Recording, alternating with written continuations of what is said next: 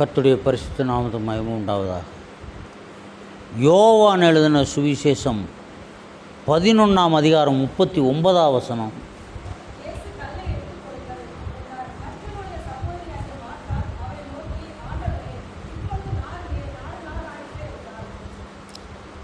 இப்பொழுது நாருமே 4 நாள் ஆயிற்றே என்றார்.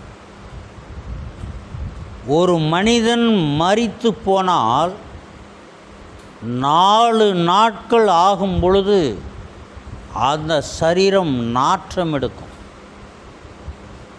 ஒரு மனிதன் உயிரோடு இருக்கும் வரைக்கும் அது எப்படி வேணாலும் இருக்கும். ஆனால் மரித்து போனால் அது நிச்சயமாகவே நாற்றம் எடுக்கும். ஆவிக்குரியவர்கள் ஆவிக்குரிய ஜீவியத்தை விட்டு ஆவிக்குரிய காரியத்திலே மரித்து போய்விடுவார்கள் என்று சொன்னால் அவர்களுடைய வாழ்க்கையும் அப்படித்தான் இருக்கும். ஆவிக்குரியவர்கள் ஆவிக்குரியவர்களாக இருக்கும் வரைக்கும் ஒரு நல்ல சாட்சியில் இருக்கும். அவருடைய வாழ்க்கை பயனுள்ளதாக இருக்கும். ஜனங்கள் விரும்புகிறதா இருக்கும். ஆனால் ஆவிக்குரிய காரியத்தில் ஒரு ஆவிக்குரிய மனிதன் மரித்து போனால் அந்த மனிதனுடைய வாழ்க்கை நாற்றம் எடுக்கிறதா இருக்கும். அந்த மனிதனிடத்திலே செல்ல முடியாது. தவறான உபதேசங்கள், குறை சொல்லுவது, திசை திருப்புவது, தேவையில்லாத வார்த்தைகளை கேள்வியில் கேட்பது. ரட்சிக்கப்பட்ட ஆரம்பத்தில் எனக்கு முன்னாடி ரட்சிக்கப்பட்ட ஒருத்தர் ஒரு கேள்வியை கேட்டார். சந்தேகத்தை தான் கேட்குறேன்னு சொல்லி கேட்டார். அதிர்ந்து போனேன். இப்படி கூட ஒரு கேள்வி கேட்க முடியுமா? மிக கடுமையான ஒரு கேள்வி. வேதத்தில் உள்ளது தான். நான் எவ்வளவோ சொன்னேன், அவருக்கு புரியலை. அது ஒரு நாற்றம் எடுத்த வாழ்க்கை. நல்ல வாசனையுள்ள வாழ்க்கை எப்படி இருக்கும் என்று சொன்னால் அது வேதத்திற்கு சாதகமாக இருக்கும். ஜீவனுள்ள வாழ்க்கை இருக்கும் என்று சொன்னால் ஜீவனுள்ள வார்த்தைக்கு சாதகமாக இருக்கும். ஜீவனுள்ள மனிதனுக்கு ஜீவனுள்ள வார்த்தைகள் சாதகமாக இருக்கும். அவர் மரித்தோருக்கு தேவனாய் இராமல் ஜீவனுள்ளோருக்கு தேவனாய் இருக்கிறார். அப்போ நாளுக்கு நாள் 4 நாட்கள் கழித்து அந்த சடலம் நாற்றம் எடுக்கும் என்று சொன்னால் அது நாளுக்கு நாள் அதனுடைய நாற்றம் அதிகரித்து கொண்டே தான் போகும். ரட்சிப்பை விட்டு நழுவி போனவர்களோடு பேசி பார்த்தால் தெரியும்.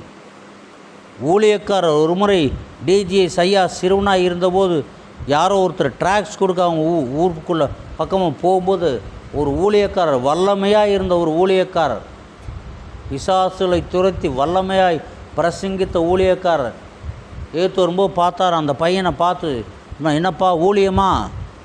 நாங்களும் ஒரு ஆற்றுல செஞ்சது தான், போன்னு சொல்லிட்டு போயிட்டாராம்.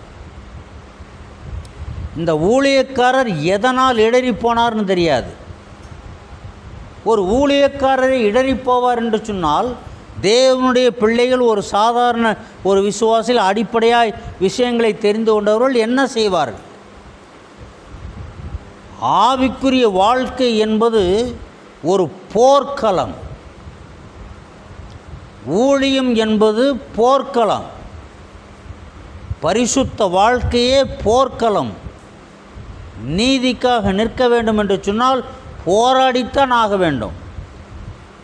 நண்பர்களோடு, குடும்பத்தினரோடு, உறவினர்களோடு, அதிகாரிகளோடு நீங்கள் நீதியாய் நின்றால் போராடித்தான் ஆகணும். எனக்கு மூத்த போதற்கு நான் ஒரு முறை சொல்லியிருக்கேன். எவ்வளோ காரியங்கள் சொல்லியிருக்கேன், நியாயம் நீதியான காரியத்தை. அதில் ஒன்று என்னன்னு சொன்னால், ஒருத்தன் செஞ்ச தப்பு எனக்கு தெரியும், அதை என்கிட்ட சொல்லுங்கன்னு சொல்லி கேட்குறாரு. அதை நான் சொல்ல முடியாது. நான் சொன்னால் அப்புறம் எனக்கு என்ன, ஊழியக்காரங்கிறது என்ன இருக்குது? இல்லை சொல்ல முடியாது. நான் ஊழியக்காரங்க என்ன இருக்குது சொல்ல மாட்டேன்னு சொல்லிட்டேன். அவர் அதிர்ந்து போயிட்டார். கோல் சொல்லுகிறதற்காக நான் அந்த இடத்திற்கு வரல, பயிற்சிக்காக தான் வந்தேன். அந்த ஆரம்ப நாளிலே இருந்து கர்த்தருடைய கிருபை இருந்ததுனால ஆரம்ப நாளிலிருந்தே பிரசங்கம் பண்ண அனுமதிப்பாங்க. 3 மாதம் கழித்து ஒரு நாள் பிரசங்கத்தில் ஒரு வார்த்தையை சொன்னேன். நான் இங்கே பிரசங்கம் பண்ண வரலன்னு சொன்னேன். எல்லாருக்கும் ஆச்சரியமாக போச்சு. என்னடா இத்தனை காலம் பிரசங்கம் பண்ணி இப்படி சொல்கிறாரே. நான் இங்கே பிரசங்கம் பண்ண வரல, இங்கே நான் கற்றுக்க தான் வந்திருக்கேன். பிரசங்கம் பண்ண வாய்ப்பு கொடுக்குறாங்க, அதனால் பிரசங்கம் பண்ணிகிட்ருக்கேன். பெரிய அறிவாளி கிடையாது, எனக்கு முழுசாகவே தெரியாது. நான் ரட்சிக்கப்பட்டே 3 மாதம்தான் ஆச்சுன்னு சொன்னேன். பல வருடங்களாக இருக்கிற மூப்பர்களெல்லாம் புலம்ப ஆரம்பிச்சிட்டாங்க. வந்தே 3 மாதம்தான் ஆச்சு, 2 மாதம்தான் ஆச்சுன்னு சொல்கிறவங்களாம் எப்படியோ இருக்காங்க, எப்படி பிரசங்கம் பண்ணுறாங்க, எவ்வளோ ஜெபம் பண்ணுறாங்க, நம்ம இத்தனை வருஷமாக இருக்குமே இல்லையா, புலம்ப ஆரம்பிச்சிட்டாங்க. அவங்க என்ன செஞ்சுருக்கலாம், 3 மாதத்துக்குள்ளே இவ்வளோ கிருபை கொடுக்கும், 1 மாதத்துக்குள்ளே எனக்கு அந்த கிருபை கிடச்சிது. இவ்வளோ சீக்கிரமாக கொடுக்க முடிஞ்சதை இத்தனை வருடங்கள் நான் இருந்தேன், எனக்கு புரியலை. எனக்கு அந்த கிருபையை கொடுங்கன்னு இவங்க கர்த்தருடைய சமூகத்தில் முழங்காலிட்டு கண்ணீர் விட்டுருந்தால் நிச்சயமாக அவர் தந்திருப்பார். பாரபட்சம் பார்க்குறவர் அல்ல. பாவிக்குரிய ஜீவியத்தில் வல்லமையான ஊழியத்தை செய்துவிட்டு நழுவி போன ஒவ்வொரு மனிதனுடைய வாழ்க்கையும் நாற்றம் எடுத்துதான் இருக்கும். கிட்ட போக முடியாது. அவங்க குறை சொல்கிறதெல்லாம் கேட்டால் கிட்ட போக முடியாது. மரித்து போனவர்களாய் சத்தியத்தை விட்டு விலகி போனவர்கள் உண்டு, மறுதளித்து போனவர்களெலாம் உண்டு. இந்த வழியில் தான் டெய்லியும் போவார் அவர். அவங்க வீட்டிலலாம் நான் ஜெபம் பண்ணியிருக்கேன், சபைக்கு போயிருக்காங்க, அவருடைய மனைவிக்கு பேய் துரத்தியிருக்கேன், எல்லாம் பண்ணியிருக்கோம். ஆனால் அவங்க இப்பொழுது மாறி பின்வாங்கி போயிட்டாங்க. எல்லா சாஸ்திரங்களையும் செய்து பின்வாங்கி போயிட்டாங்க. அது அவருடைய வாழ்க்கை. அவங்களோட போய் பேசி பார்த்தா தான் தெரியும். அது மறுபடியும் மறுதளித்து போனவர்கள் மறுபடியும் புதுப்பிக்கிறது கூடாத காரியம் என்று எபிரேயரில் பவுல் சொல்லிட்டார். ஆகவே அவர்களுக்கு மறுபடியும் சொல்ல முயற்சி பண்ணலை, பார்க்குறப்பவும் பேசலை. அது தேவனுடைய சித்தமாதிரினா அவங்க திரும்ப வருவாங்க. பின்மாற்றி போயிட்டாங்க, அது எல்லாருக்கும் தெரியுது. சபைக்குள்ளேயே இருந்து கொண்டு இருக்கிறோம், கிறிஸ்துவுக்குள்ளேயே இருந்து கொண்டு இருக்கிறோம். நம்முடைய வாழ்க்கை எப்படிப்பட்டதாக இருக்கிறது? ஆவிக்குரிய காரியத்திலே நாம் ஜீவனுள்ளவர்களாக இருக்கிறோமா? ஜீவனுள்ளவர்களாக இருப்போம் என்று சொன்னால் செயல்படுவோம். உயிரோடு இருக்கிற ஒன்று தான் செயல்பட முடியும். அது எவ்வளவு பெரிய கொடிய விலங்குகளானாலும் சரி, மனிதர்களானாலும் சரி, உயிரோடு இருக்கிறவர்கள் தான் செயல்பட முடியும். ஒரு கொடிய விஷ பாம்பு செத்து கிடக்கும் என்று சொன்னால் அதனால் ஒரு பிரயோஜனம் கிடையாது. அந்த இடத்துல நாற்றம் எடுக்கும், அதால் ஒன்றுமே செய்ய முடியாது. ஒரு பயங்கரமான ஒரு சிறுத்தை, புலி, இல்லை ஒரு யானை, எதுவாக இருந்தாலும் செத்து போயிடுச்சுன்னா அதால் ஒன்றும் செய்ய முடியாது. அப்போ ஆவிக்குரிய ஜீவியத்தில் நாம் ஜீவனோடு இருக்கிறோம் என்று சொன்னால் நாம் செயல்படணும். கர்த்தருடைய சமூகத்தில் ஜெபிக்கிறவர்களாக, ஆவிக்குரிய கனிகளை கொடுக்கிறவர்களாக. செத்து போயிட்டால் கொடுக்க முடியாது. ஆவிக்குரிய காரியத்திலே செத்து போன ஒரு மனிதன் தன்னுடைய முன்கோபத்தை அடக்க முடியாது. ஆவிக்குரிய ஜீவியத்திலே மரித்து போன மனிதன் தன்னுடைய சுயநலத்தை மாற்றிக்கொள்ளவே முடியாது. பண ஆசை, பொருள் ஆசை, பேராசை, இவைகளையெல்லாம் மாற்றிக்கொள்ளவே முடியாது. ஆனால் சபைக்கு போவாங்க, ஊழியங்கள் செய்வாங்க, சபையில் இருப்பாங்க. ஆனால் அது ஒரு நாறிப்போன ஒரு வாழ்க்கை. தேவன் அதை விரும்ப மாட்டார். காலங்கள் செல்ல செல்ல என்னாகும்? இறந்து போன சடலம் காலங்கள் செல்ல செல்ல நாற்றம் அதிகமாக எடுத்து எடுத்து இன்னும் காலங்கள் செல்லும் பொழுது அதில் ஒன்றுமே இல்லாமல் வெறும் எலும்புகள் மாத்திரம்தான் இருக்கும். அதுக்கப்புறம் அதனால் ஒன்று பிரயோஜனம் கிடையாது. ஆவிக்குரிய ஜீவியத்தில் காரியத்தில் பின்மாறி போன ஒவ்வொருவரும் அப்படித்தான். குறிப்பிட்ட காலத்திற்கு கொஞ்ச காலத்துக்கு பெருமை பேசுவாங்க, குறை சொல்லுவாங்க, மற்றவங்கள டிஸ்கராகி அதுக்கப்புறம் அவங்க வேலையை அவங்க பார்ப்பாங்க, வெறும் எலும்பாக போயிடுவாங்க. நம்முடைய ஆவிக்குரிய ஜீவியம் எப்படி இருக்கிறது?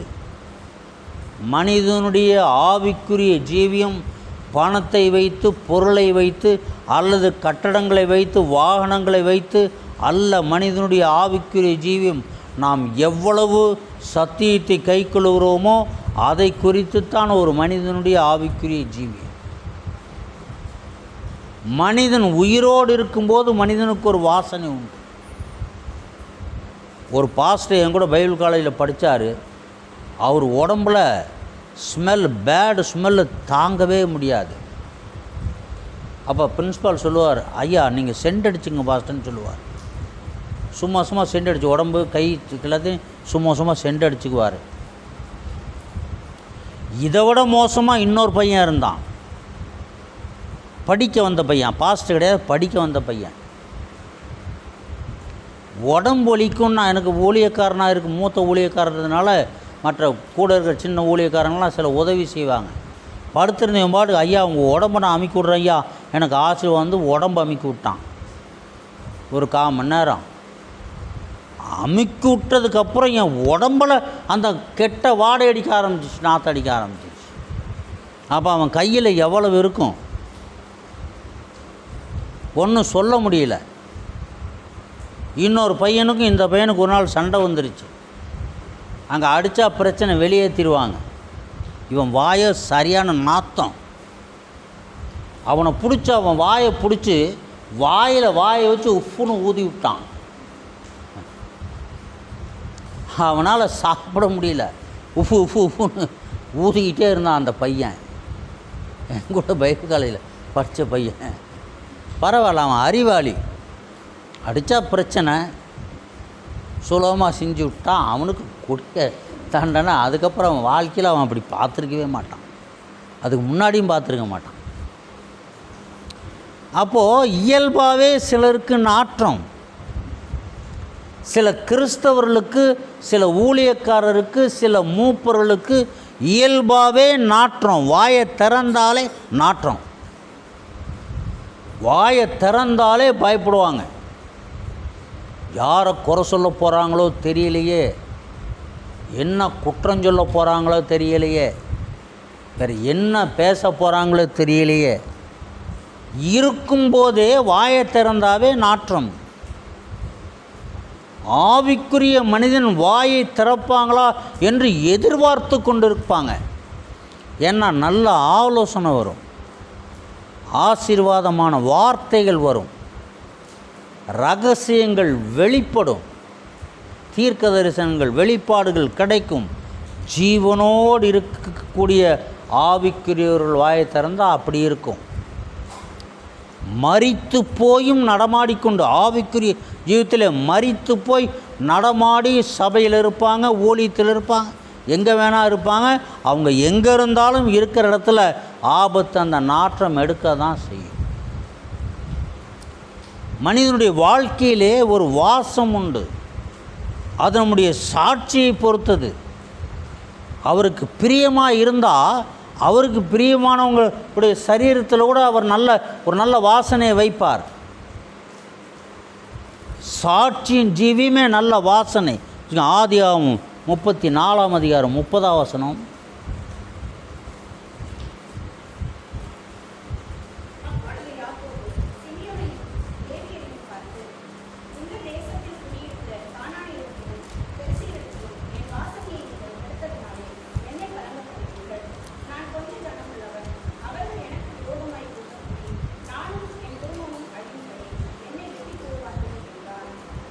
என் வாசனையை கெடுத்ததினாலே. அப்போது என் வாசனையை கெடுத்ததினாலே, அப்போ இவனுடைய வாசனையை, யாக்கோபுடைய வாசனையை கெடுத்து போட்டார்கள். யாக்கோபுடைய வாசனை நல்ல வாசனை, அது ஒரு நல்ல சாட்சி. என்ன சாட்சி? தேவன் யாக்கோபுக்கு தரிசனமானார், யாக்கோபோடு பேசினார். பரலோகத்திற்கும் பூலோகத்திற்கும் ஏணியை வைத்து தேவதூதர்கள் ஏறுகிறதையும் இறங்குகிறதையும் காண்பித்தார். லாபான் யாக்கோபுக்கு விரோதமாய் எழும்பி வரும் பொழுது லாபானை எச்சரித்தார். நன்மையே அல்லாமல் தீமை ஒன்றும் பேசக்கூடாது. லாபானை எச்சரித்தார். யாக்கோபனுடைய வாசனை நல்ல ஒரு வாசனை, ஒரு நல்ல ஒரு சாட்சி. இப்போ என்ன ஆச்சு? யாக்கோபின் குடும்பம் கொலைகார குடும்பம் என்று ஒரு பெயர் வாங்கியாச்சு. என் வாசனையை கெடுத்து. இப்போ நம்ம ஒவ்வொருவருக்கும் ஒரு வாசனை என்னவென்று சொன்னால் நம்முடைய சாட்சியின் ஜீவியம். நம்முடைய ஜீவியத்தில் சரியான ஒரு சாட்சி இருக்கும் என்று சொன்னால் ஆண்டவர் நம்மோடு இடைபடுவார், நம்மோட கூட இடைபடுவார், சில காரியங்களை வெளிப்படுத்துவார். நேற்றைக்கு சென்னையில் ஒரு பாஸ்டர் மீட்டிங்கில் செய்தி கொடுக்க வேண்டியிருந்தது. என் பக்கத்தில் தான் உட்கார்ந்துருந்தார் ஒரு பாஸ்டர், ஒரு ஊழியக்காரர். அவர் ஒரு தலைவர். அவருக்கு என்ன பிரச்சனைன்னு வெளிப்பாடு கிடைச்சிது. சொல்ல பயமாக இருக்குது, ஒத்துக்கலைன்னா என்ன பண்ணுறது? சொல்லுகிற நேரத்தில் அந்த பிரச்சனை இருந்தால் நல்லது, இல்லாமல் இருந்ததுன்னா அது வரும்போது ரொம்ப சிவியராக வரும். வேறு பாஸ்டர்கிட்ட சொன்னேன், வரும்போதும் சொன்னேன், நீங்கள் எப்படி இருந்தாலும் சொல்லிடலாம் பாஸ்டர்ன்னு சொன்னார். முன்ன பின்ன தெரியாதவங்கள்ட்ட வெளிப்பாடு சொல்லும்போது ஜாக்கிரதையாக சொல்லணும். நிறையா பேர் கௌரவம் பார்ப்பாங்க.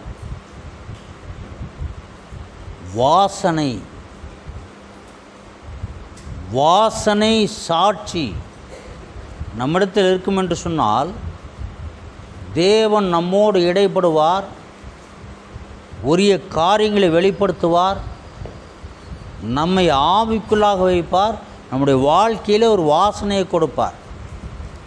மற்றவர்கள் நம்மோடு இருக்க வேண்டும் என்று விரும்புவாங்க.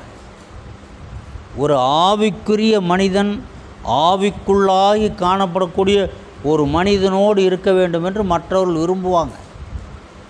ஆனால் அப்படிப்பட்டவர்கள் ஆவிக்குரிய மனிதர்கள் சேர்த்து கொள்ள முடியாது. ஏராளமான வார்த்தைகளை பேசுவாங்க, ஏகப்பட்ட சந்தேகங்களை கேட்பாங்க, அவங்க சந்தோஷமாக இருப்பாங்க.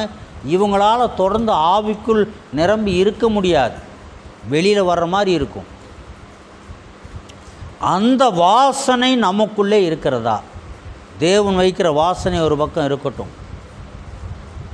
ஒரு ஆவிக்குரியவர்கள் என்ற ஒரு சாட்சி உள்ள வாசனை நமக்குள்ளே இருக்கிறதா?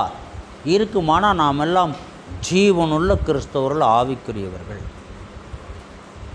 நம்முடைய வாழ்க்கையிலே சாட்சி இல்லை என்று சொன்னால், குடும்பத்தில் போய் கேட்டால் தெரியும், வேலை செய்கிற இடத்துல போய் கேட்டால் தெரியும், குடியிருக்கிற பகுதியிலே போய் கேட்டால் தெரியும் சாட்சி என்னவென்று சொல்லி தெரியும்.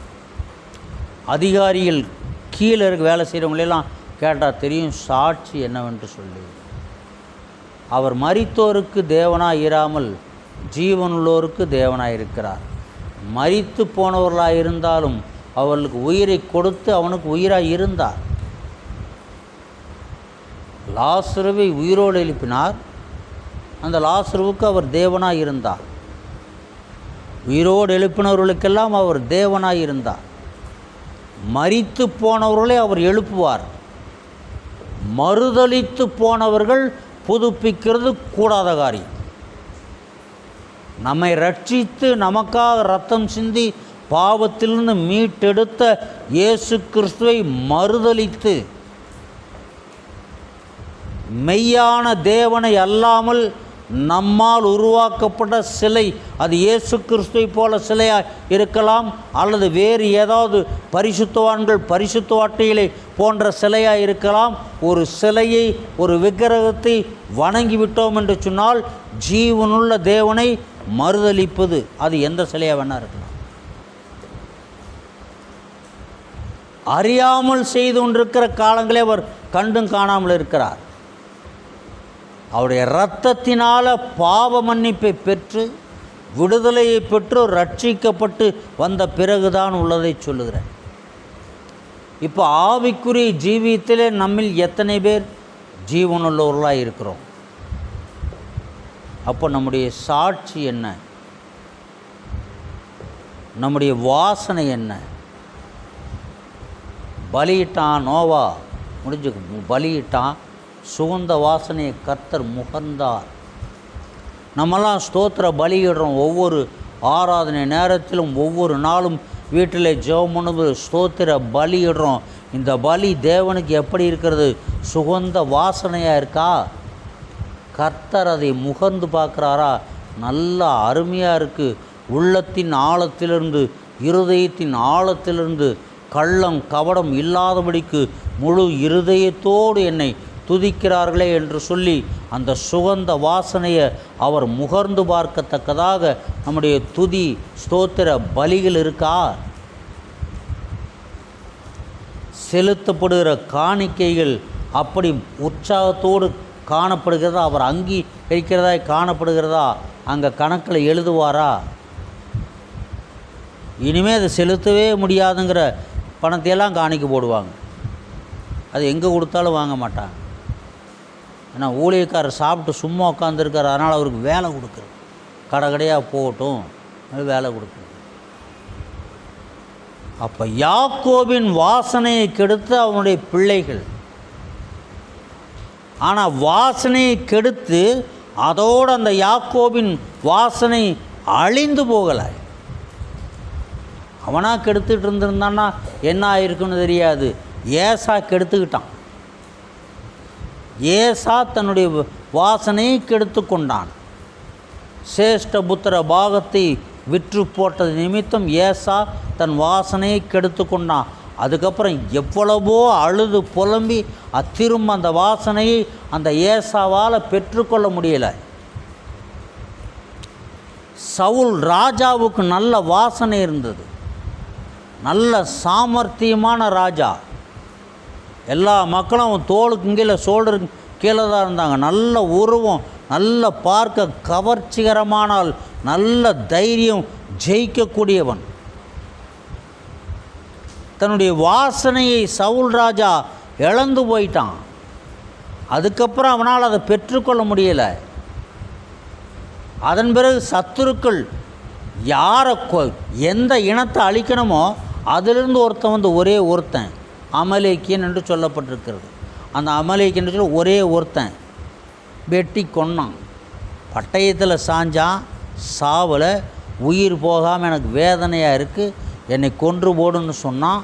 அவன் இவனை வெட்டி கொன்னுட்டான். வாசனையை கெடுத்து கொண்டவர்கள். சம்பவங்கள் நடக்கும்போது அது சாதாரணமாக தெரியும், இல்லை அது அவசியமாக கூட தெரியும். பசி, என் உயிர் போக போகுது, இது இருந்து எனக்கு ஆவது என்ன, உயிரே போக போகுது, இதை நீ வச்சுக்க, எனக்கு கூழ் கொஞ்சம் கொடு என்று வாங்கி உயிரை காப்பாற்றிக்கொள்ள ஏசா கொஞ்சம் கூழை குடித்தான்னு சொன்னால் சாதாரண மனிதர்கள் கேட்கும்போது அது நியாயமாகத்தான் அவர்களுக்கு படும். சவுல் முதல் தரமான ஆடு மாடுகளெல்லாம் கர்த்தருக்கு பலி செலுத்த வச்சிட்டான். ஆவிக்குரியவர்கள் அல்லாதவர்கள் அதை கேட்பார்கள் என்று சொன்னால் அவர்களுக்கு அது நியாயமாகத்தான் படும். ஆனால் கர்த்தருடைய வார்த்தை என்ன, கர்த்தருடைய நியமனம் என்ன? ஏசா மூத்தகுமாரன், சேஷ்ட புத்திர பாகத்திற்கு உரியவன், அதை விட்டு விலகி சென்றான். அமலேக்கை சங்கரிக்க வேண்டும் என்பதற்காக தெரிந்து கொண்ட சவுல், அவனிடத்தில் இருக்கிற எதையுமே வைக்கக்கூடாது தெரிந்து கொண்ட சவுல் அவன் மீதியை வச்சான். அவனுடைய வாசனையை அவன் கெடுத்து கொண்டான். பெற்றுக்கொள்ள முடியவில்லை. அது சாதாரணமாக இருக்கும், மனிதனுடைய பார்வையிலே நீதியாக இருக்கும். நம்முடைய பார்வையிலே எத்தனை காரியங்கள் நீதியாக இருக்கிறது, நம்முடைய வாசனையை கெடுத்தது எவ்வளவு? அப்போஸ்தலர் நடபடிகள் 9ஆம் அதிகாரம் 4-5 வசனம்.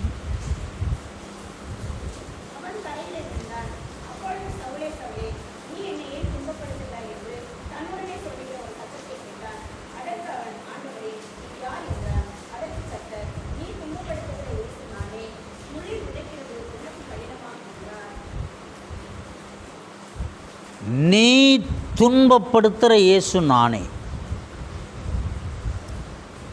சவுல் இயேசு கிறிஸ்துவை எப்படி துன்பப்படுத்தினான்?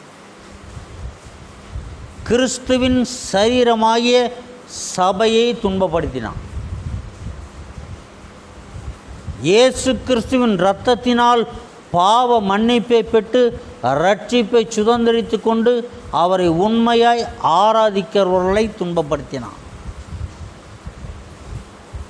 இதையை பார்த்து இயேசு கிறிஸ்து சொல்லுகிறார், நீ துன்பப்படுத்துகிற இயேசு நானே. கிறிஸ்துவை அறிந்த நாம் எத்தனை பேரை துன்பப்படுத்தி கொண்டிருக்கிறோம்? நம்மால் துன்பப்படுகிறவர்கள் எத்தனை பேர்? நம்மால் நிம்மதியை இழந்து போனவர்கள் எத்தனை பேர்?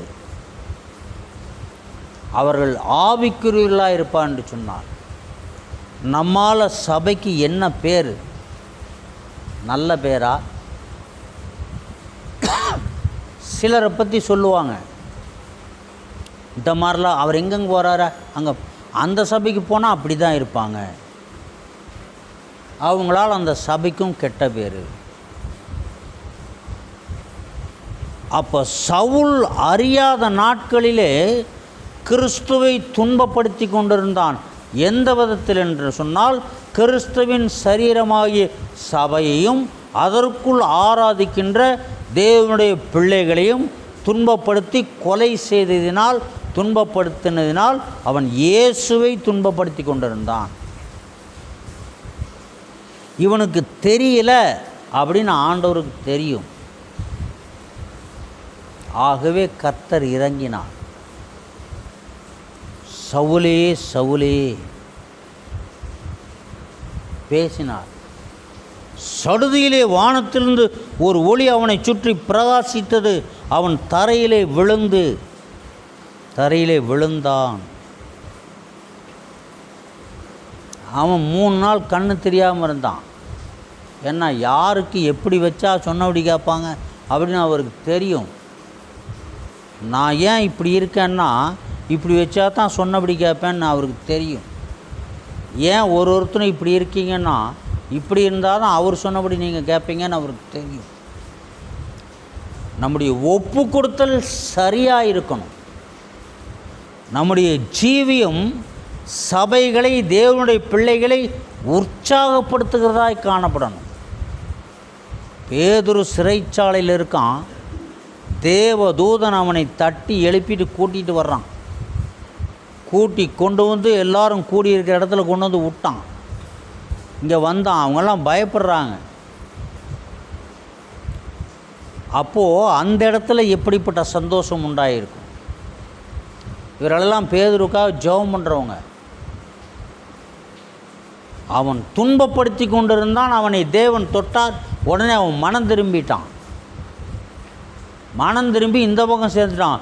கிறிஸ்துவே தேவன், கிறிஸ்துவே கர்த்தர் என்று பிரசங்கம் பண்ண ஆரம்பிச்சிட்டான். தீவிரமாக அவன் பிரசங்கம் பண்ண ஆரம்பிச்சிட்டான். தாமதமின்றி, அவன் நாளை பார்த்துக்கலாம், இன்னை பார்த்துக்கலாம்லாம் கிடையாது. தாமதமின்றி பிரசங்கம் பண்ண ஆரம்பிச்சிட்டான்.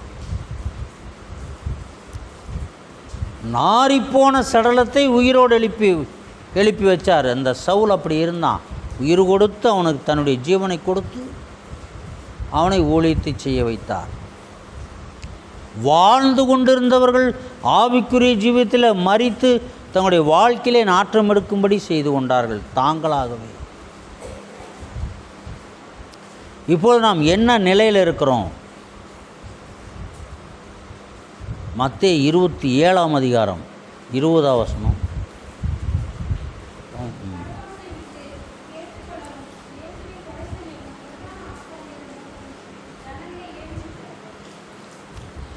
பரபாசை விட்டுவிட கேட்டுக்கொள்ளவும், இயேசுவை கொலை செய்விக்கவும் பிரதான ஆசாரியரும் மூப்பரும் ஜனங்களை ஏவிவிட்டார்கள்.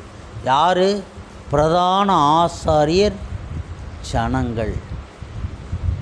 இவங்கெல்லாம் என்ன செய்கிறாங்க? யாருக்கு சாதகமானவங்க? இவர்களெல்லாம் இயேசு கிறிஸ்துவுக்கு தான் ஊழியம் செய்கிறாங்க. பிதாவாகிய தேவன் மாம்சத்திலே வெளிப்பட்டு அங்கே இருக்கிறார். தேவனுக்கு, தேவகுமாரனுக்கு ஊழியம் செய்கிறவங்க இவங்கெல்லாம் என்ன சொல்கிறாங்கன்னு சொன்னால், ஒரு கொலைகாரனை விட்டுருங்க, இந்த நீதிமானை கொலை செய்யுங்க, இவனுடைய இரத்தப்பழி எங்கள் மேலும் எங்கள் பிள்ளைகள் மேலும் இருப்பதாகன்னு சொன்னாங்க. அதே போல் அனுபவித்தார்கள். தங்களுடைய வாசனையை தாங்களே கெடுத்து கொண்டவர்கள். இந்த இஸ்ரவேல் ஜனங்களை எதிர்த்து ஒருவனுமே ஜெயிக்க முடியாது. எகிப்து தேசத்திலிருந்து புறப்பட்டு கானான் தேசத்திற்கு வர்ற வரைக்கும் எத்தனையோ யுத்தங்களை பார்த்தவர்கள், அற்புதங்களை பார்த்தவர்கள். கானான் தேசத்திற்கு வந்து அங்கே இருந்து எத்தனையோ பேர் யுத்தம் பண்ணி ஜெயித்து தேசத்தை கட்டி கொண்டவர்கள். இவங்க சொல்கிறாங்க, அந்த சந்ததி சொல்லுது, இவனுடைய இரத்தப்பழி எங்கள் மேலும் எங்கள் பிள்ளைகள் மேலும் இருக்கட்டும்னு சொல்லுது. தங்களுடைய வாசனையை தாங்களாகவே கெடுத்து கொண்டார்கள். அவர்கள் பட்ட பாடுகள் கொஞ்சமல்ல. லட்சக்கணக்கான யூதர்கள் கொலை செய்யப்பட்டார்கள். கொடூரமான முறையில், பல விதத்திலும் கொடூரமான முறையிலே கொலை செய்யப்பட்டார்கள். அடிமையாக இருக்கிற பெண் ஒருத்தி கர்ப்பிணியாகிவிட்டால் இனி இவள் வேலை செய்ய தகுதி இல்லாதவள் என்று அவளை கொலை செய்திருவாங்க. இப்படியெல்லாம் யூதர்கள் நடத்தப்பட்டார்கள். இது அவர்களாக தேடிக்கொண்டது, அவர்களாகவே தங்களுடைய வாசனையை கெடுத்து கொண்டது. தங்களுடைய வாசனையை அவர்கள் தாங்களாகவே கெடுத்து கொண்டது. 28ஆம் அதிகாரம் கடைசி வசனம்.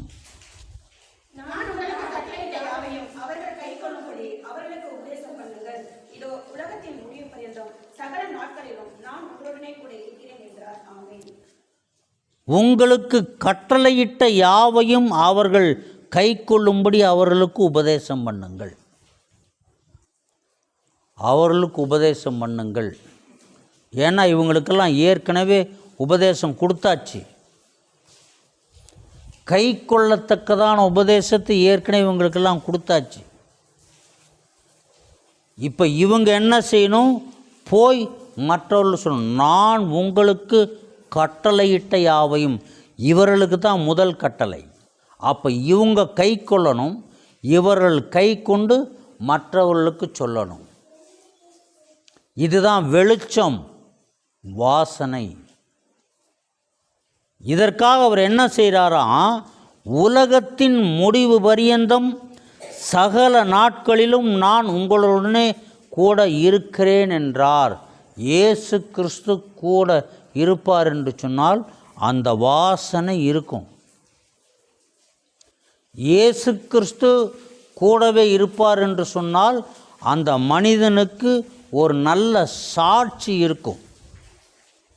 இயேசு கிறிஸ்து கூடவே இருப்பார் என்று சொன்னால் அந்த மனிதனுடைய வாழ்க்கையிலே கிறிஸ்துவை காணலாம். அந்த குணம் அப்படியே இருக்கும். பேதுரு பார்த்தாங்க, நீயும் அவர்களில் ஒருவன். அவன் இல்லைங்கிறான். மறுபடியும் பார்க்குறாங்க, இல்லை நீயும் ஒருவன் தான். இல்லை, நான் இல்லவே இல்லை, நீ அவர்களில் ஒருவன், உன் பேச்சு உன்னை காட்டி கொடுக்கிறது. பேதுரு என்ன புறதேசத்திலிருந்து வந்தவனா? எங்கேயாவது காசாவிலிருந்து வந்தவனா? பெலிஸ்தரின் தேசத்திலிருந்து வந்தவனா? இல்லை வேறு எங்கேயாவது இருந்தவனா? அவன் யூத குலத்தான். அந்த குளிர் காய்ந்து கொண்டிருந்த பெண்கள் எல்லாம் என்ன குலமோ அந்த குலத்தான் தான் இவன் பேதுரு. அந்த இஸ்ரவேல் ஜனங்க தான். உன் பேச்சு உன்னை காட்டி கொடுக்கிறது என்று சொன்னாங்க. அப்போ அவனுடைய பேச்சிலே கிறிஸ்துவனுடைய தன்மை வெளிப்படுது. அவன் இருக்கும்போதே நீயும் அவர்களில் ஒருவன் என்று சொன்னால் அவனை பார்க்கும்போதே இவன் இயேசுவோட கூட இருந்தவன் சொல்லி அது காரியம் வெளிப்படுது, தெரியுது. நம்முடைய நடைகளும் நம்முடைய குணாதிசயங்களும் பார்த்த உடனே இயேசு கிறிஸ்துவோடு இருக்கிறவர்கள் என்று ஜனங்கள் கண்டுபிடிக்க முடியுமா? நம்முடைய பேச்சு வார்த்தைகள் எல்லாம் வைத்து பார்க்கும் பொழுது இவருடைய பேச்சு காட்டி கொடுக்கிறது இவர்கள் கிறிஸ்தவர்கள் என்று கண்டுபிடிக்க முடியுமா? நாம் ஜீவனோடு ஜீவன் உள்ளவர்களாய் இருப்போம் என்று சொன்னால் நிச்சயமாகவே அதை கண்டுபிடிக்க முடியும். ஒரு குறிப்பிட்ட காலம் வரும்போது தேவன் உயர்த்துவார், அதில் சந்தேகமே கிடையாது. தேவன் உயர்த்துவார், சில அதிகாரங்களை கொடுப்பார், ஆசீர்வதிப்பார், இடைப்படுவார், காரியங்களை வெளிப்படுத்துவார், சிலரோடு பேசுவார். சாமுவேலோடு பேசியிருக்காரு, தாவீதோடு பேசியிருக்காரு, சாலமோனோட பேசியிருக்காரு, பேசுவார், எல்லாம் செய்வார். அந்த நேரத்தில் என்ன பண்ணுறோம்? அந்த நேரத்தில் சில ஊழியக்காரர்கள் பெருமைக்கு இடம் கொடுத்து விழுந்து போனதினால் அவர்கள் ஆவிக்குரிய ஜீவியத்திலே மரித்து போனார்கள். அதன் பிறகு பிரசங்கமெல்லாம் எப்படி இருக்குன்னா பரலோகத்திற்கு போகக்கூடிய வழியை காட்டாது. நான் போய் ஜெபம் பண்ணின இடத்துல இந்த காரியம் நடந்தது,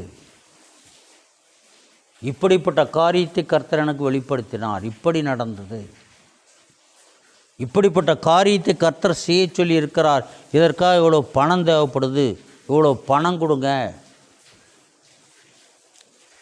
ஒரு சந்தேகம் எனக்கு வந்துச்சு, பங்காளர்னா என்னன்னு.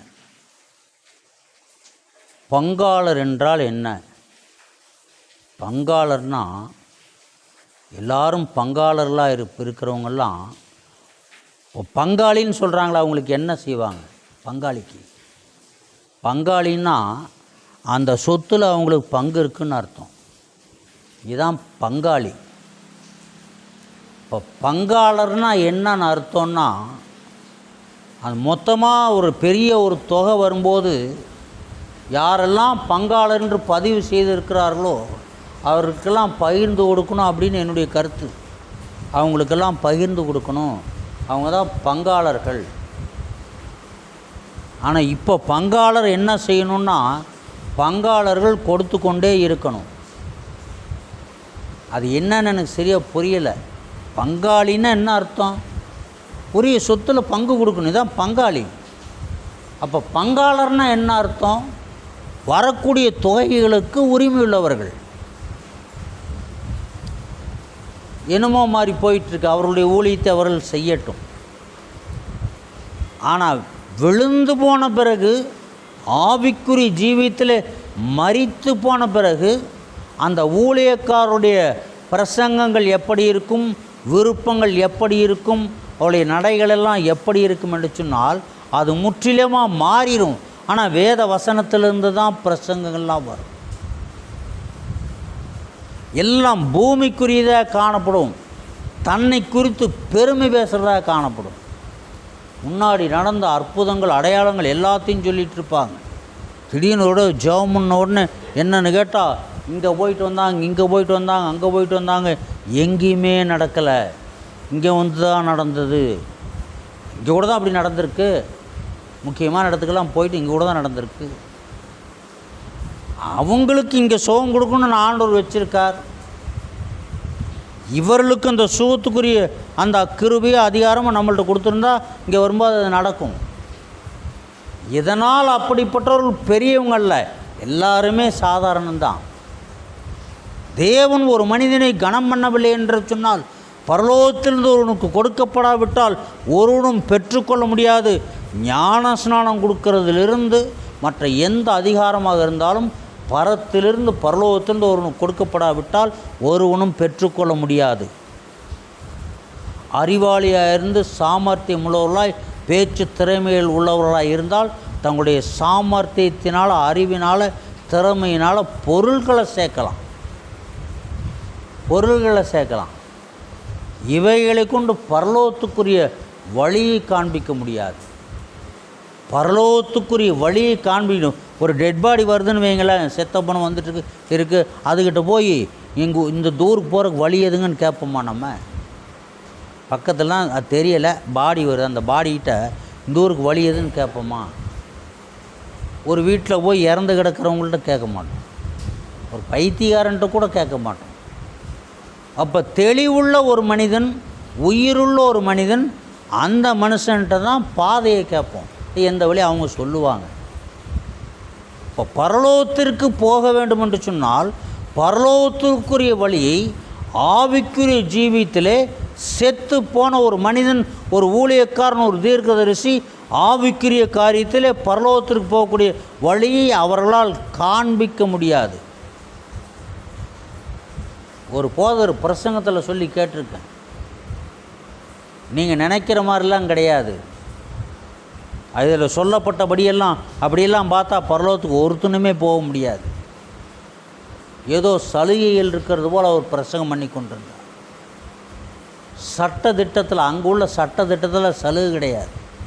இன்றைக்கெல்லாம் அரபு நாடுகளுக்கு போவோன்னு சொன்னால் சட்ட திட்டங்களில் எந்த சலுகையும் கிடையாது.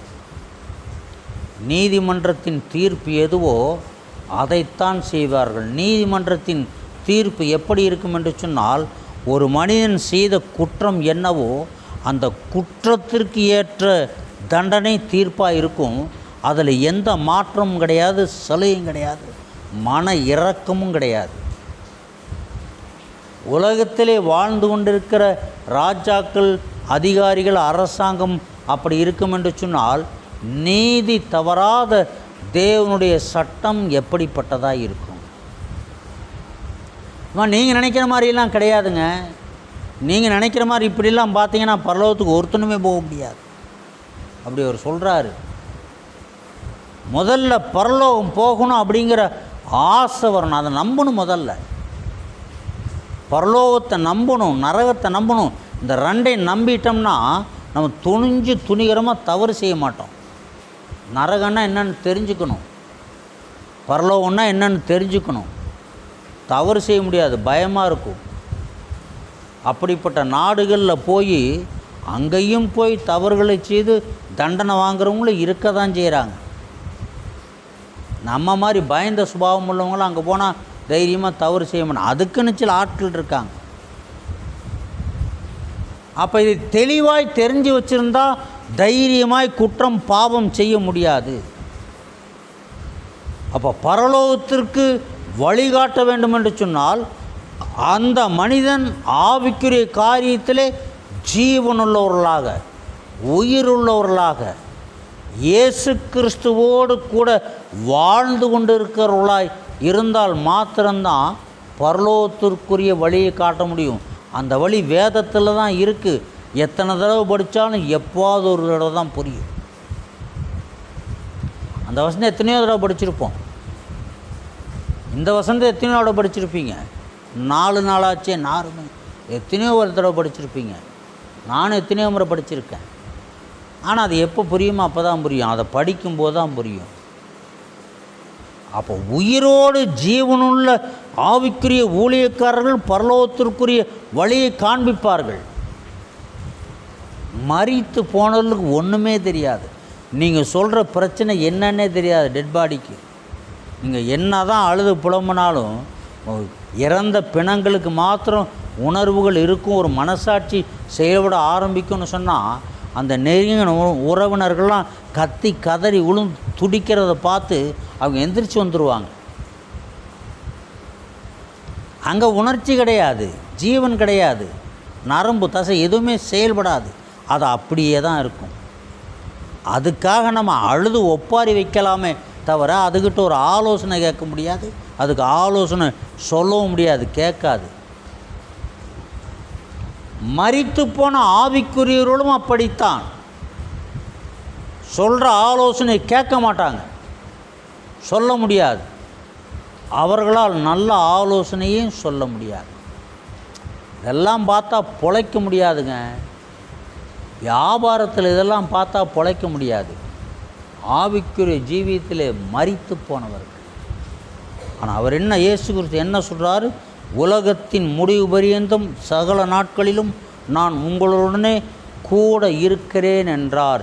இயேசு கிறிஸ்து நம்மோடு கூட இருக்க வேண்டும் என்று சொன்னால் நாம் ஜீவனுள்ளவர்களாக இருக்கணும். அப்போ தான் இருப்பார். மரித்து போன ஒரு மனிதனோடு இருக்க மாட்டார். ஆவிக்குரிய ஜீவித்தில் மரித்து போன ஒரு மனிதனோடு இருந்து அவனை நடத்தி கொண்டு இருக்க மாட்டார். ஜீவனோடு இருக்கக்கூடிய ஒரு ஆவிக்குரிய மனிதனை கொண்டு அவனுக்கு சுவிசேஷம் அறிவிக்கிறதற்கு வாய்ப்பை ஏற்படுத்தி கொடுப்பார். அவரை நம்மோடு எப்போதுமே வைத்து கொள்ள வேண்டும். அவர் நித்திய ஜீவன், நித்திய ஜீவனை உடையவரும் நித்திய ஜீவனமாக இருக்கிறார், நித்திய ஜீவனை கொடுக்கிறவராக இருக்கிறார். இந்த உலகத்தில் மாத்திரமல்ல, ஆவிக்குரிய ஜீவித்து ஜீவன் உள்ளோர்களாய் வாழ்ந்து கடைசியில் வாழ்ந்து மரிப்போம் என்று சொன்னால் நிரந்தரமான ஒரு ஜீவனை கொடுப்பார். நித்திய ஜீவனை அவர் நமக்கு கொடுப்பார். 2 நாளாகமம் 26ஆம் அதிகாரம் 15ஆம் வசனம்.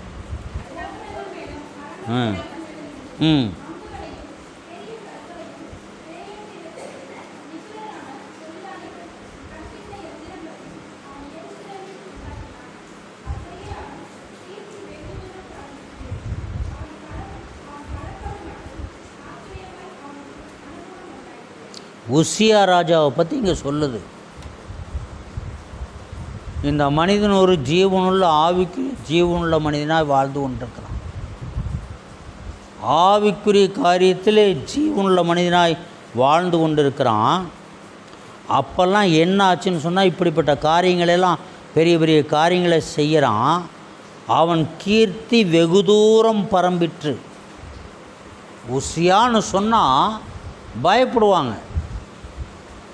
ஏன்னா அவ்வளோ ஒரு வல்லமையுள்ள ஒரு ராஜா, பலமுள்ள ராஜா. பரம்பிற்று. அவன் பலப்படும் மட்டும் ஆச்சரியமாய் அவனுக்கு அனுகூலம் உண்டாயிற்று. ஆச்சரியமா, இது எப்படி நடக்கும், இது எப்படி நடக்கும்? ஆச்சரியம். அனுகூலமாக இருந்தது, ஆச்சரியமாக இருந்தது. பலப்படும் மட்டும் நல்லா பலப்பட்டான். பலப்பட்ட உடனே என்னாச்சு, அவனுடைய மூளை வேலை செய்ய ஆரம்பிச்சிருச்சு. அதன் பிறகு அவன் என்ன பண்ணான் பாருங்க, அவன் பலப்பட்ட போது தனக்கு கேடுண்டாக மட்டும் அவனுடைய மனம் மேட்டிமையாகி, அது வரைக்கும் நல்லா இருக்கான். ஒரு ஸ்டேஜ் வரைக்கும் மனுஷங்க நல்லா தான் இருப்பாங்க. அந்த ஸ்டேஜுக்கு மேலே போயாச்சுன்னா தன்னோடு வளர்ந்துருன்ட்டு பேச மாட்டாங்க, இருக்கிறது கூட தெரியாது. இவன் அப்படி இருக்கான்.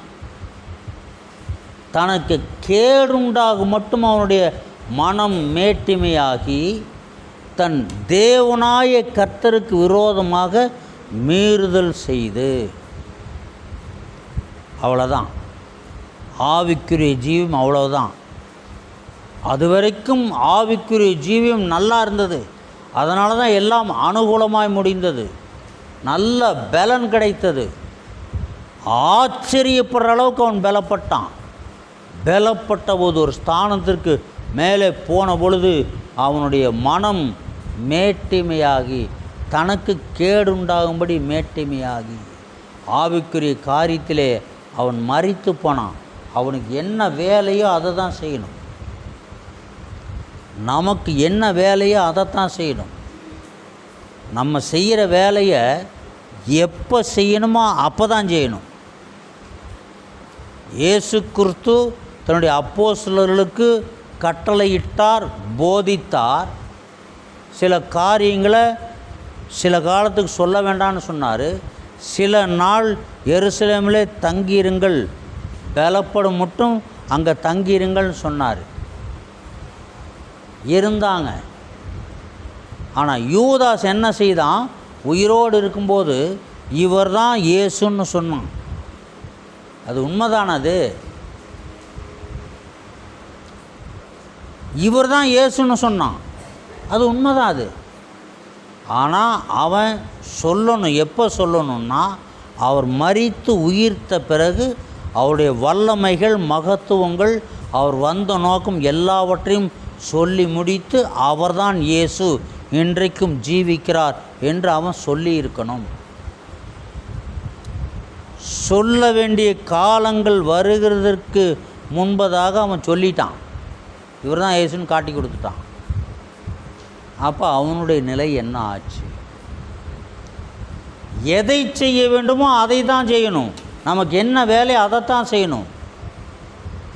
தேவையில்லாத வேலையை செய்து தெருவில் போகிற நாயை காதை பிடிச்சி இழுக்கிற மாதிரி செய்யக்கூடாது, கடிக்க தான் செய்யும். அப்போ ஒரு ராஜாவுக்கு என்ன வேலை? தன்னுடைய தேசத்தை கட்டி காக்க வேண்டும், சட்டம் ஒழுங்குகள் பராமரிக்கப்படுகிறதா என்று பார்க்க வேண்டும், ஜனங்கள் முறையாய் தேவனை தேடுகிறார்களா என்று பார்த்து ஆசாரியரிடத்தில் ஆலோசனை கேட்டு ஜனங்களை ஆண்டவருக்கு நேராய் நடத்தணும், ஜனங்களை சுகமாய் வைத்திருக்கணும், பாதுகாப்பாக வைத்திருக்கணும். இதுதான் ஒரு ராஜாவினுடைய வேலை. அவன் என்ன செஞ்சான்னா, அவனுடைய மனம் மேட்டிமையாகி தன் தேவனாய கர்த்தருக்கு விரோதமாக மீறுதல் செய்து கர்த்தருக்கு அவன் என்ன செய்கிறான்? கர்த்தருக்கு ஊழியம் செய்கிறதா நினச்சிக்கிட்டான். ஆனால் வேதம் என்ன சொல்லுது? கர்த்தருக்கு விரோதமாய் மீறுதல் செய்து தூப பீடத்தின் மேல் தூபங்காட்ட கர்த்தருடைய ஆலயத்திற்குள் பிரவேசித்தான். தூபங்காட்ட ஊழியம் செய்கிறதா நினச்சிக்கிட்டு இருக்கான். ஊழியம் செய்கிறதா நினச்சிக்கிட்டு உள்ளுக்குள்ளே போய் கர்த்தருக்கு விரோதமான மீறுதல். அதிகமான இடங்களில் அப்படி நடக்குது, ஏராளமான இடங்களில் அப்படி நடக்குது. ஊழியம் செய்கிறதா நினச்சிட்டு என்னமோ செஞ்சிட்ருக்காங்க, என்னென்னமோ பண்ணிகிட்ருக்காங்க. கர்த்தருக்கு ஊழியம் செய்கிறதா நினச்சிட்டு வேறு எதோ செய்துட்ருக்காங்க. உதாரணமாக சொன்னால், ஒருத்தர் ஊழியக்காரர்களுக்கெல்லாம் இந்த வருடம் 500 ரூபாய் கிறிஸ்துமஸ் செலவுக்கு கொடுக்கப்படும் சொல்லிட்டார். கூட்டமாக தாங்க முடியல. போன எல்லாருக்கும் 500 ரூபாய் கொடுத்துட்டார் ஊழியக்காரர். கொஞ்ச நாள் கழித்து அந்த கொடுக்க சொன்ன வெள்ளைக்காரருக்கு காதுக்கு செய்தி போயிருச்சு, ஆளுக்கு 500 ரூபா கொடுத்தாரு அப்படின்னு செய்தி போயிருச்சு. அங்கே நடந்தது என்னன்னா, கிறிஸ்துமஸ் செலவுக்கு ஒவ்வொரு ஊழியக்காரருக்கும் 5000 ரூபாய் கொடுக்க சொல்லி அவர் கொடுத்துருக்கார். 5000 ரூபா கொடுக்க சொல்லி அவர் கொடுத்துருக்காரு. இவர் 500 ரூபா கொடுத்துருக்கார். இவர்களெல்லாம் என்ன செய்வாங்கன்னு நினைக்கிறாங்கன்னா, நான் நினைக்கிறேன் தன்னை ஒரு பெரிய புத்திசாலி என்று நினைத்து கொண்டு கிடைக்கிற வாய்ப்புகளை கர்த்தர் கொடுக்கிறார், இந்த வாய்ப்புகளை நாம் பயன்படுத்தி கொள்கிறோம், இன்னும் ஊழியத்தை வளர்க்கலாம், ஊழியத்துக்கு இன்னும் இடம் வாங்கலாம், வேண்டிய வாகனம் வாங்கலாம், சபையை விரிவாக்கலாம், சபையில் மாடி கட்டலாம், பால்கனி கட்டலாம், இல்லை ஏசி வைக்கலாம், ஊழியத்துக்கு தான் நான் செலவழிக்க போகிறேன். ஏன்னா அவரால் கண்ணாபின்னான்னு சாப்பிட முடியாது. ஆட்டுக்கு வாழை அளந்து வச்சோம் புத்திசாலின்னு சொல்லுவாங்க. மாட்டுக்கு வச்ச மாதிரி வாழை ஆட்டுக்கு வச்சுருந்தா அதை ஆட்டிகிட்டே நிற்கும், ஒருத்தரும் அந்த வழியாக போக முடியாது. ஒரு சிலருக்கு அந்த கண்ட்ரோலை வச்சுருக்கார், ஏன்னு தெரியல. நல்லா சாப்பிட்டா அவங்க என்ன பண்ணுவாங்கன்னு தெரியாது. அவருடைய வார்த்தைகளெல்லாம் எப்படி இருக்குன்னு சொன்னால், ஊழியத்துக்காக ஊழியத்துக்காக ஊழியத்துக்காக இருக்கிறதே போதுமானது அவங்களுக்கு, இன்னும் ஊழியத்துக்காக. அப்போ அவங்க என்ன நினைக்கிறாங்கன்னா, ஊழியத்தை விரிவுபடுத்துகிறோம், ஆண்டவருக்கு ஊழியம் செய்கிறோம், இன்னும் ஆத்துமா நிறைய எவ்வளோ பேர் வந்தாலும் இந்த இடத்துல கூடி ஆராதிக்கலாம், இது கர்த்தருடைய ஊழியம் என்று நினைத்து கொண்டு செய்து கொண்டிருக்கிறார். ஆனால் இங்கே என்ன இருக்குன்னா, தன் தேவனாய கர்த்தருக்கு விரோதமாக மீறுதல் செய்து 5000 ரூபாயை முழுசாக பார்க்காத ஊழியக்காரர்கள் எத்தனையோ பேர் இருக்காங்க. 500 ரூபாயை வச்சு ஒரு ஊழியக்காரர் குடும்பத்தை கிறிஸ்துமஸ் கொண்டாட முடியாது. ஒரு மனைவி 2 பிள்ளைக்கு இருந்தால் அவங்களுக்கு ட்ரெஸ் எடுக்கிறதுக்கு 500 ரூபா பத்தாது. 5000 ரூபாய் என்று சொன்னால் நல்ல ட்ரெஸ் வாங்கி ஒரு நல்ல சமையல் செஞ்சு நல்லா பலகாரங்களை சுட்டு நல்ல விதமாக செய்வாங்க. அப்படி நினச்சி அவர் கொடுத்தாரு. தனக்கு பேர் உண்டாக பெருசாக விளம்பரம் படுத்தி கரெக்டாக கர்த்தருக்கு ஊழியம் செய்கிறதா நினச்சி செய்தாங்க. சொல்லுது, கர்த்தருக்கு விரோதமாக மீறுதல் செய்து. இவன் அப்படி தான் செஞ்சான். கர்த்தருக்கு ஊழியம் செய்கிறதா நினச்சி தூபம் காட்ட போகிறான். அது மீறுதல்னு அவனுக்கு தெரியலை. அவனுக்கு தெரியல. தெரியாமல் போனாலும் தூப பீடத்தின் மேல் தூபங்காட்ட கர்த்தருடைய ஆலயத்திற்குள் பிரவேசித்தான். ஆசாரியனாகிய அசரியாவும் அவனோடு கூட கர்த்தரின் ஆசாரியரான பராக்கிரமசாலிகளான 80 பேரும் அவன் பிறகே உட்பிரவேசித்து. ஆசாரிங்க போகிறாங்க, பலசாலியெல்லாம் போகிறாங்க. என்னதான் பலசாலியாக இருந்தாலும் ராஜாவின் வார்த்தைக்குரிய வல்லமை யாருக்கும் கிடையாது, ஒருத்தன் பட்டயத்துக்கும் கிடையாது. அவன் சொன்னதுதான். ராஜாவாகிய உசியாவோடு எதிர்த்து நின்று, உசியாவே கர்த்தருக்கு தூபம் காட்டுகிறது உமக்கு அடுத்ததல்ல, உன் வேலை இல்லை, இது உன் வேலை இல்லை. தூபம் காட்டுகிறது பரிசுத்தமாக்கப்பட்ட ஆரோனின் குமாராய ஆசாரியருக்கே அடுக்கும். இவன் பெற்றது ராஜரிக அபிஷேகம். ஆசாரிய அபிஷேகம் அவனுக்கு கிடையாது, அவர்களுக்கே அடுக்கும். பரிசுத்த ஸ்தலத்தை விட்டு வெளியே போம் மீறுதல் செய்தீர். இதுவரை தேவனாய் கர்த்தராலே உமக்கு மேன்மையாக லபியாது. மீறுதல் செய்தாய், வெளியே போன்னு சொல்கிறாங்க.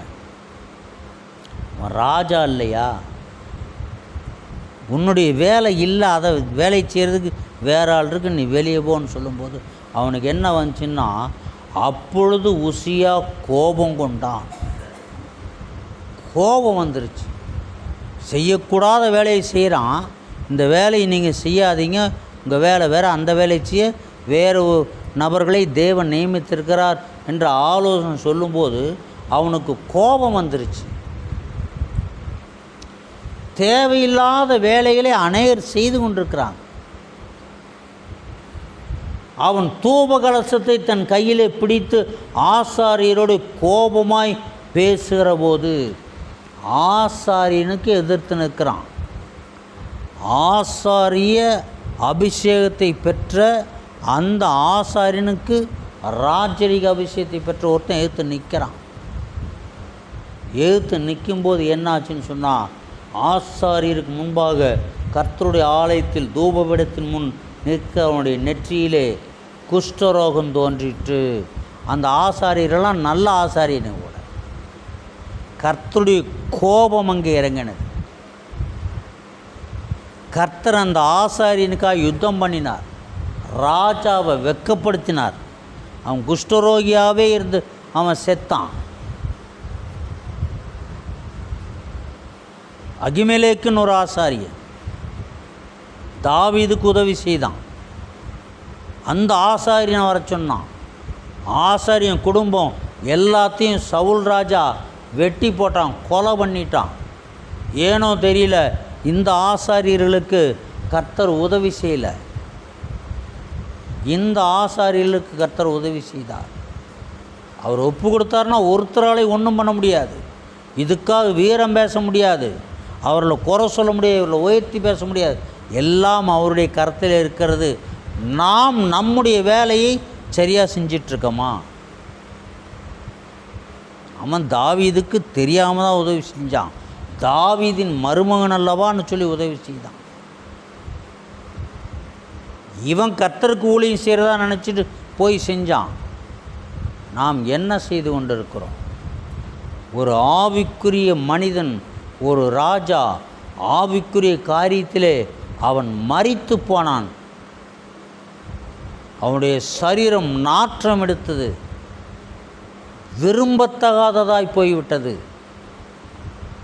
அப்படியே இருந்து அவன் அடக்கம் பண்ணப்பட்டான். 23ஆம் வசனம் பாருங்கள்.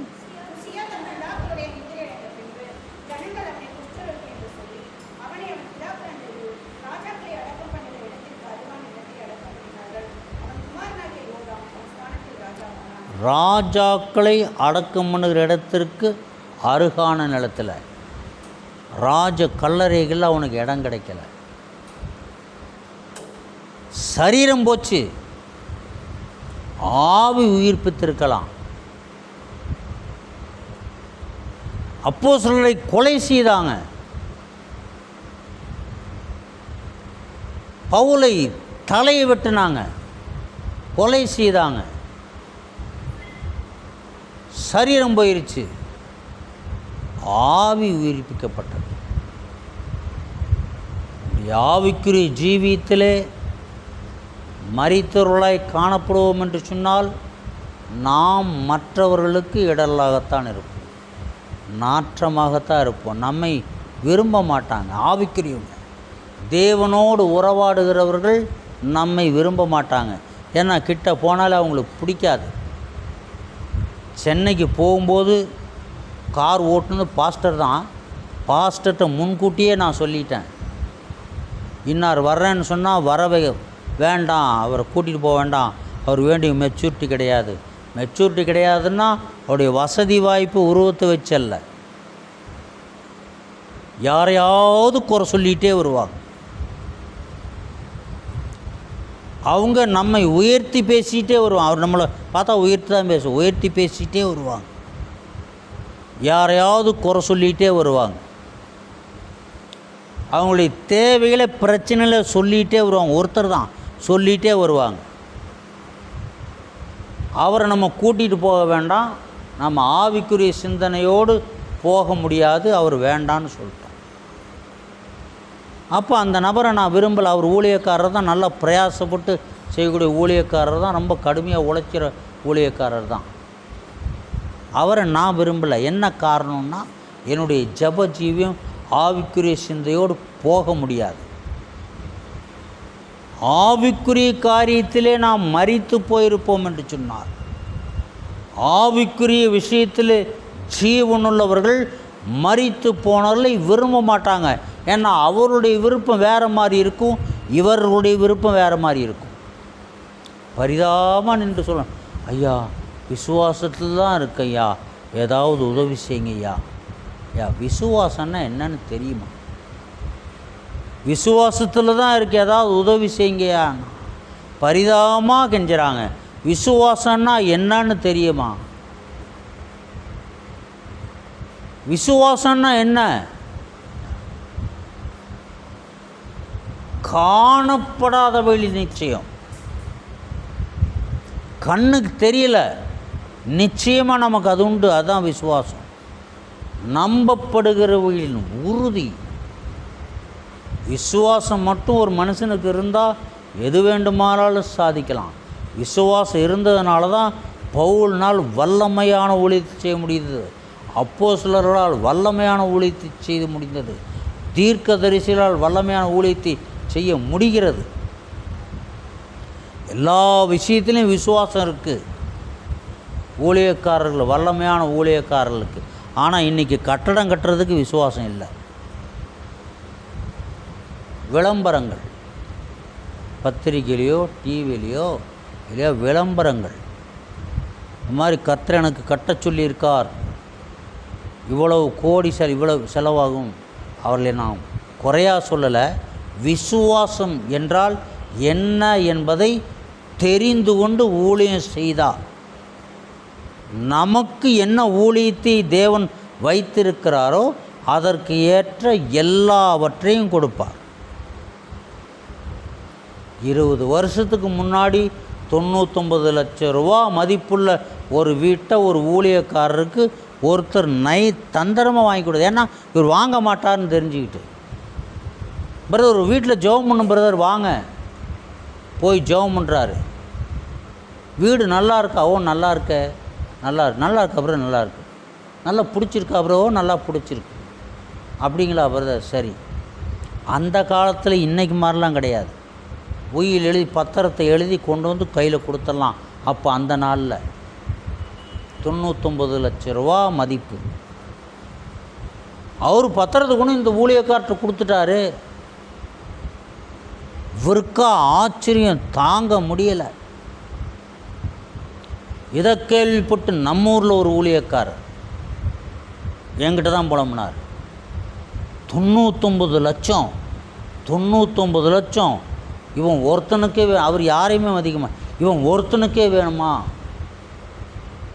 எத்தனை ஊழியக்காரங்க கஷ்டப்படுறாங்க, எல்லாருக்கும் பங்கு போட்டு கொடுக்க சொல்லக்கூடாதா? அவருக்கு கொடுத்த தேவனை நீ ஆராதிப்பது உண்மையானால் அவர் உனக்கு கொடுப்பார். உண்மையாக ஆராதிக்க, பாரபட்சம் பார்க்குறவர் அல்ல. அப்போ அவருக்கு என்ன தேவையோ அதை அவருக்கு கொடுத்துட்டார். நமக்கு என்ன தேவையோ நமக்கு கொடுப்பார். விசுவாசம்னா என்னன்னு தெரியாமல், விசுவாசம்னா ஒரு பரிதாப நிலை அப்படின்னு நினச்சிக்கிட்டு ஊழியம் செஞ்சிட்ருக்காங்க. விசுவாச ஊழியம், விசுவாசம் என்பது ஒரு வல்லமை உள்ள ஊழியம். விசுவாசம் என்பது பல சாதனைகளை செய்யக்கூடிய அப்படியே அண்ட சராசரங்களை அவசியமான பெரட்டி போடும். அவசியம் இல்லை, அவசியமான அதை பெரட்டி போடும், மாற்றி அமைக்கும். ஆவிக்குரிய காரியத்திலே நாம் ஜீவனுள்ளோர்களாய் இருந்தால் மரித்து போனால் நாற்றம் எடுக்கும். ஆவிக்குரியர்களாய் வாழ்ந்து கொண்டிருப்போம் என்று சொன்னால் நமக்கென்று ஒரு வாசனை இருக்கும். அந்த வாசனை நம்மோடு இருக்கும்போது நாம் ஆராதிக்கிற ஒவ்வொரு ஆராதனை, ஏறெடுக்கிற ஒவ்வொரு ஸ்தோத்திர துதி பலிகள் சுகந்த வாசனையாக இருக்கும். கர்த்தர் முகந்து பார்ப்பார், நம்மோடு இருப்பார், தொடர்ந்து நம்மை நடத்துவார், நித்திய ஜீவன் மட்டும் நம்மை அழைத்து செல்லுவார். ஜெபம் பண்ணுவோம்.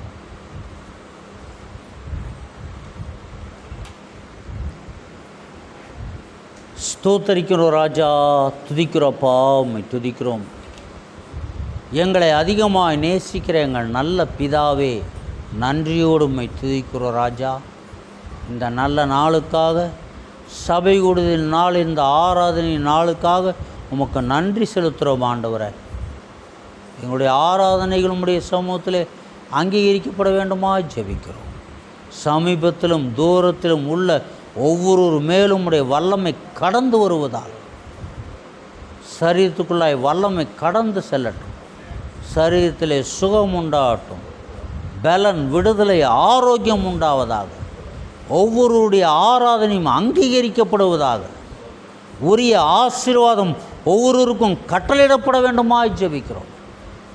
சொல்லப்பட்ட வசனங்கள், வார்த்தைகள் இருதயங்களிலே பதிந்து ஆவிக்குரிய காரியத்திலே நாங்கள் ஒவ்வொருவரும் ஜீவனரோலாய் காணப்படத்தக்கதாக உம்முடைய வாசனை எங்களிடத்தில் நல்ல சாட்சியாய் காணப்படத்தக்கதாக எங்களுடைய ஆராதனை, துதி, சோத்திர பலிகளெல்லாம் உமக்கு சுகந்த வாசனை காணப்படத்தக்கதாக ஒரு நல்ல ஜீவியத்தை எங்களுக்கு கொடுக்க வேண்டுமா ஜெபிக்கிறோம்.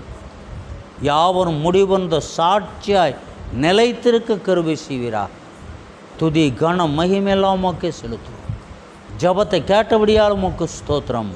இயேசுவின் நாமத்தில் பிதாவே, ஆமென். என் ஆத்துமாவே கர்த்தரை ஸ்தோத்திரி, என் முழு உள்ளமே அவருடைய பரிசுத்த நாமத்தை ஸ்தோத்திரி. என் ஆத்துமாவே கர்த்தரை ஸ்தோத்திரி, செய்த சகல உபகாரங்களையும் மறவாதே. ஆமென். அல்லேலூயா, அல்லேலூயா, அல்லேலூயா.